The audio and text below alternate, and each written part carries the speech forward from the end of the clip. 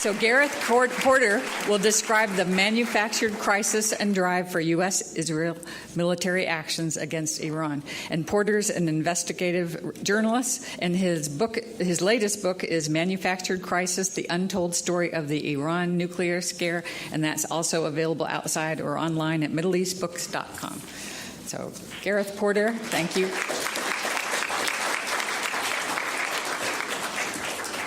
You need this? Okay, that's the timers.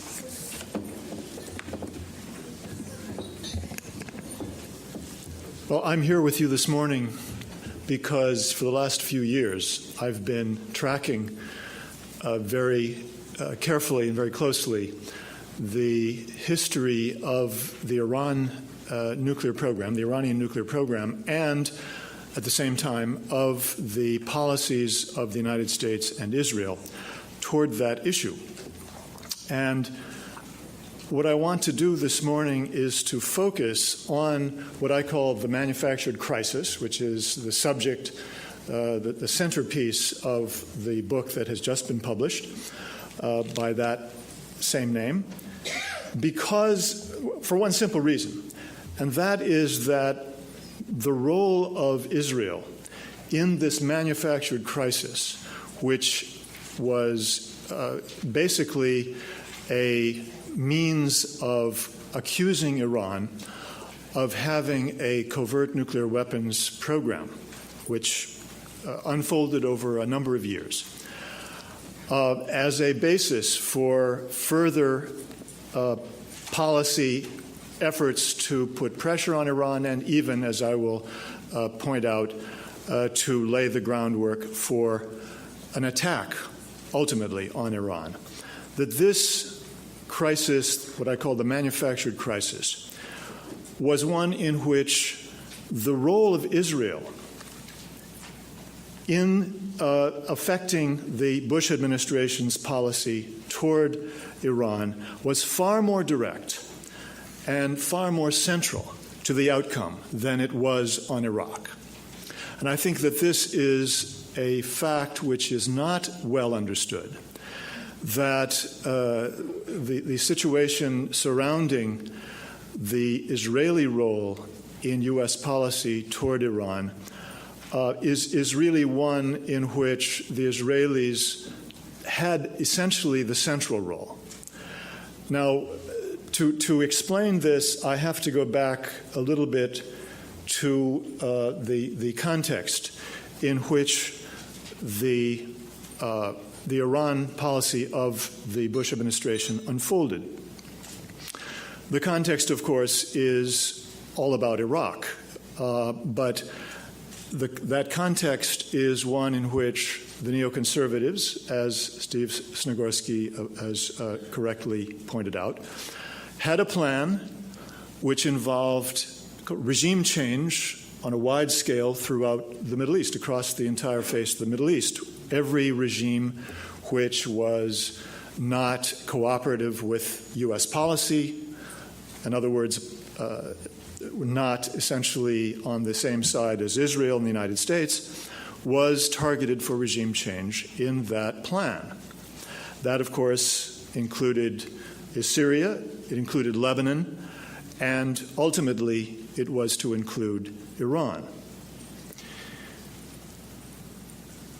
What is not, I mean, this is a well-understood fact, but what is not well known is that the plan involved essentially laying the groundwork for ultimately using military force against Iran.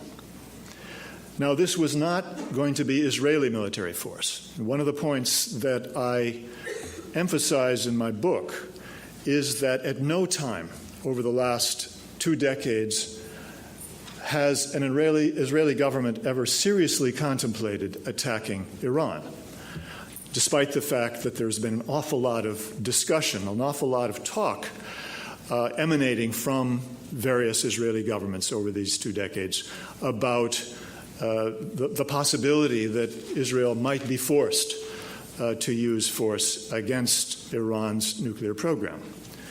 I show in the book that this has always been a political ruse, It has been used by the Israelis to manipulate the policy of the United States in particular, but also the policies of other major powers who have been involved in one way or another in the issue of Iran and Iran's nuclear program.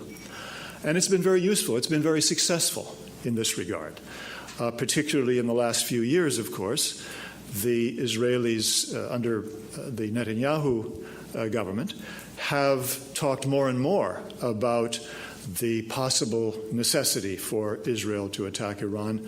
And that has been a point of leverage. It has been used as leverage with regard to the policies of the Europeans, the Chinese, and the Russians, as well as the United States.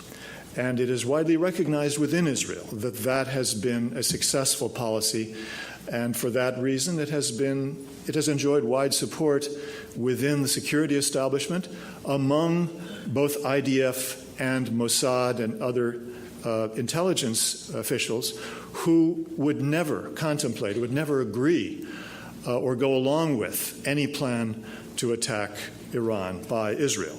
But what the Israelis have wanted all along was for the United States to take up the idea of an attack on Iran. Now, this was never really a serious possibility under the Clinton administration, except for a brief period when there was talk about a possible attack on Iran over the Khobar Towers attack, which, of course, was blamed on Iran quite falsely, as I've been able to reveal in my own investigation. But it was really the Bush administration where this idea that the United States would use force against Iran was a serious possibility.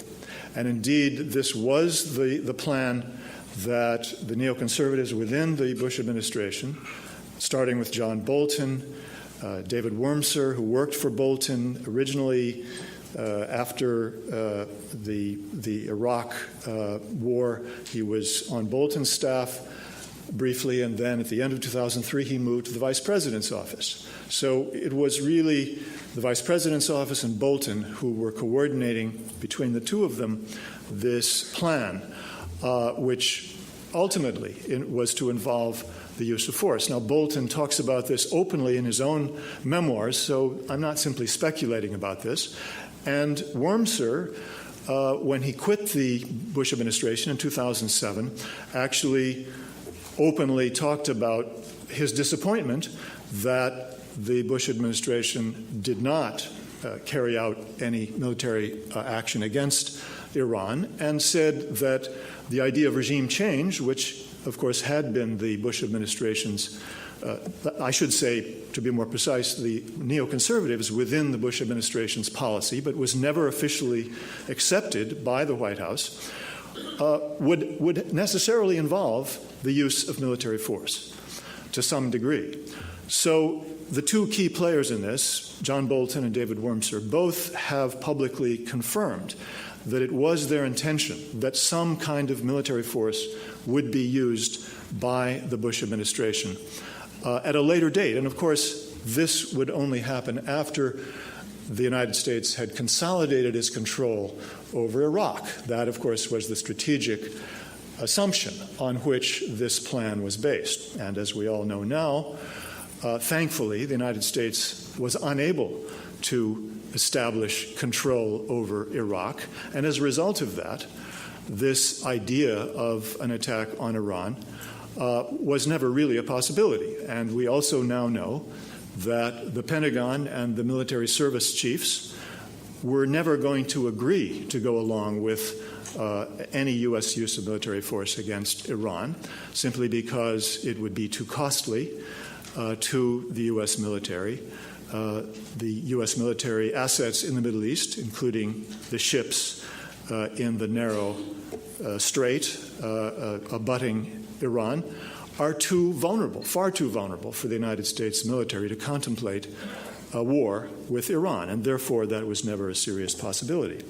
Nevertheless, in 2003, 2004, the neoconservatives, led by John Bolton, were attempting to lay the groundwork for the future use of force in Iran.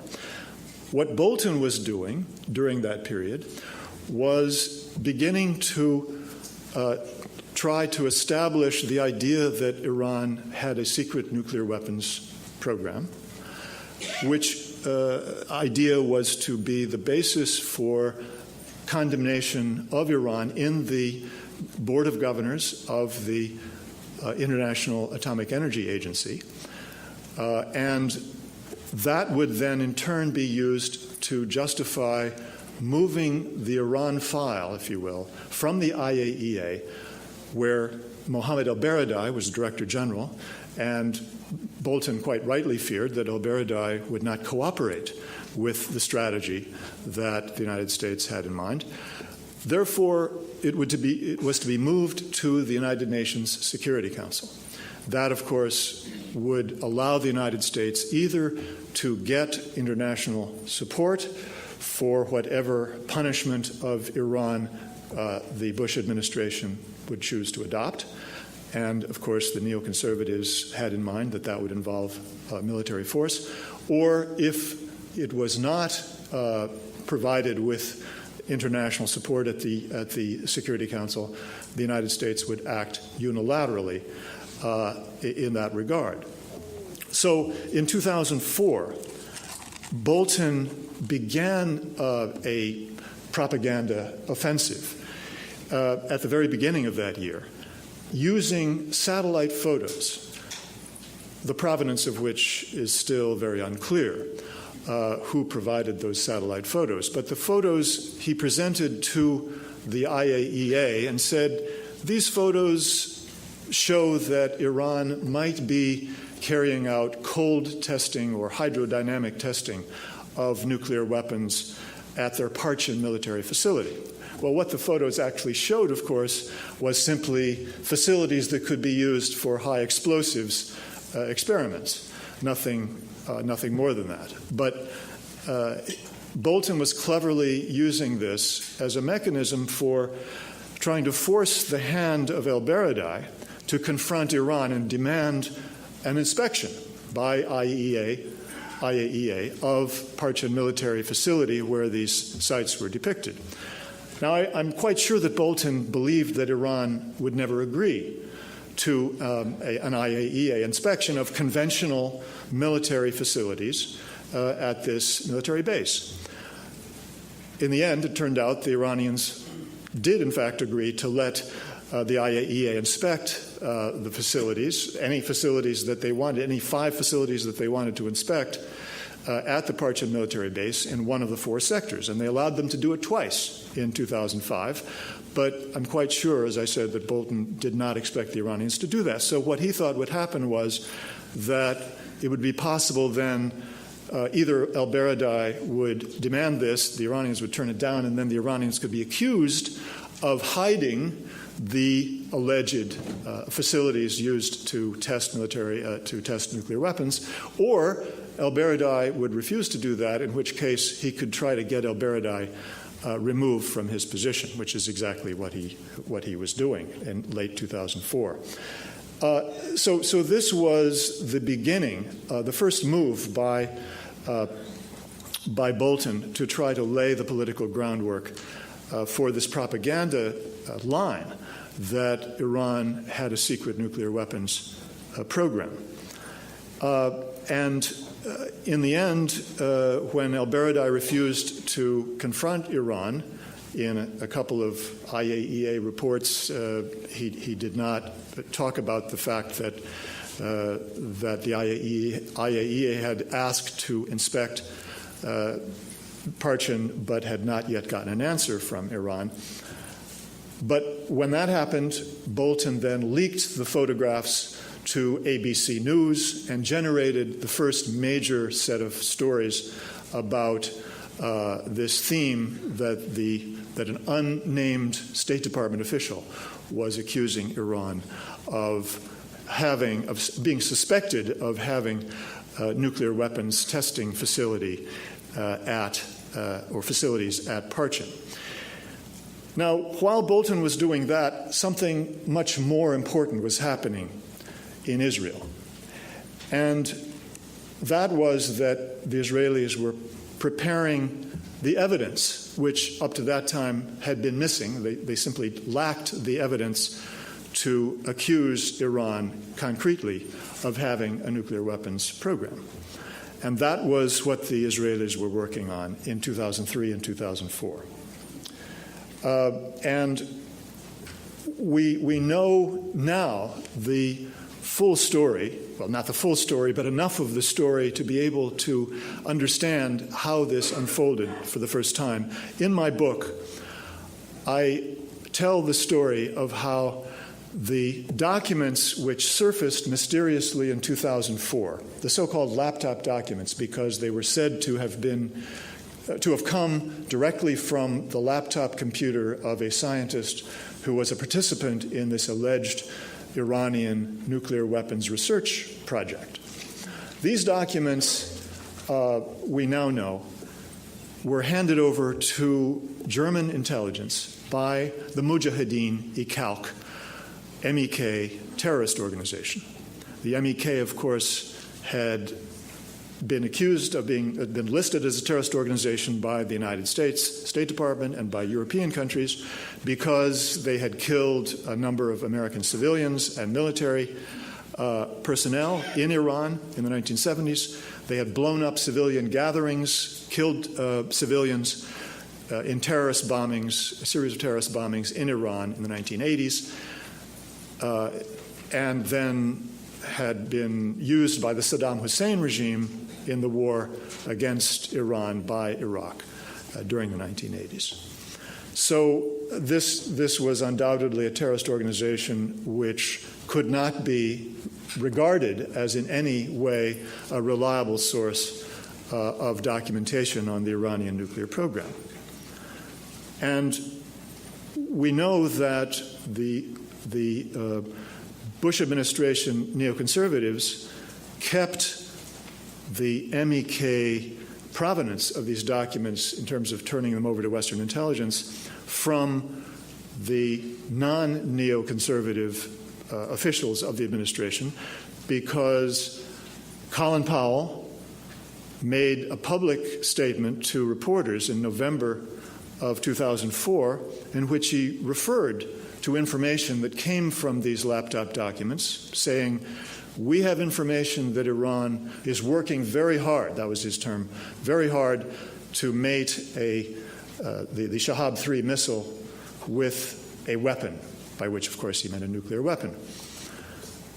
And in my book, I tell the story which was told to me by senior former German Foreign Office official Carsten Voigt, who was in charge of coordination of German-American relations, who was informed immediately after Powell's remarks by the senior officials of the German intelligence agency that they were extremely concerned about Powell's remarks. He said they told him that they knew all about these documents that had been referred to indirectly by Powell because they had gotten those documents from a member of the Mujahideen IKALK a few weeks earlier. They ultimately had passed them on, of course, to the CIA. But the BND officials told him that they judged that source to be doubtful. And they were concerned now that Powell was basically relying on those documents that they believed were doubtful to make U.S. policy. Now, if this sounds vaguely familiar to you, it may be because you remember the curveball affair. That, of course, also involved intelligence which came from a source of the German intelligence agency, BND, an Iraqi who was given the code name Curveball, who told wild tales of Iraqi bioweapons labs, mobile bioweapons labs, which were then passed on to the CIA, and which ultimately became the centerpiece of Colin Powell's United Nations speech in February 2003.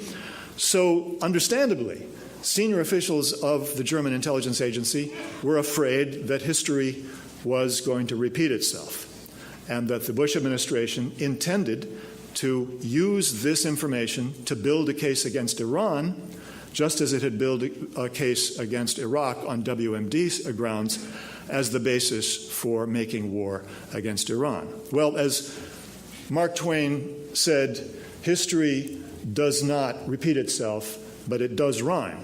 And this was indeed a major rhyme in U.S. policy and in Israeli policy. And here's the punchline of this story. The MEK itself was not capable of producing those documents. The documents were extremely sophisticated. They wove around actual people, actual events, and actual documents, a narrative that, of course, made the point that they wanted to make, that Iran had a nuclear weapons program, a secret nuclear weapons program. But there are contradictions, if you examine them carefully enough. There are contradictions that give away the fact that they're not authentic, which I won't go into now. But the point I want to make is that the documents clearly were manufactured, fabricated by an ally of the MEK, not the MEK itself. And that ally could only have been Israel. The MEK, of course, we know, had extremely close relations with the Israeli intelligence agency, Mossad. And so this is really a story about the way in which Israel played the central role in manufacturing the key evidence that was used by the Bush administration, passed on to the IAEA, then became the major source of evidence on which to condemn Iran from 2008 through 2012. Then the Israelis passed on more documents to the IAEA, which I again document in my book, which were used in a second major report, 2011, by the IAEA, which now is the gold standard, if you will, for the accusation against Iran for having had a nuclear weapons program. And just to conclude, I think the point that needs to be understood is that this is not just a matter of historical interest, because the Obama administration has now taken this evidence, both the laptop documents evidence and the later evidence that the Israelis turned over to the IAEA, and has demanded as part of its negotiating position in the nuclear talks with Iran that Iran must come clean, quote unquote, about the evidence that supposedly shows that it had worked with, experimented with nuclear weapons or had worked on nuclear weapons.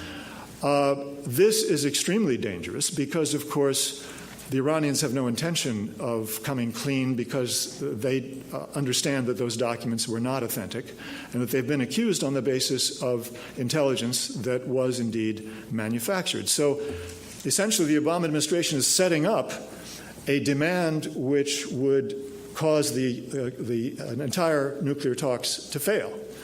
And then we would all be in the soup because we don't know what sort of dangers that will lead us to. So it's very important for people to understand that this manufactured crisis is now very much on the negotiating table. It's very much influencing the negotiations, and it's a very dangerous situation. So I hope that people will follow up on that point. Thank you.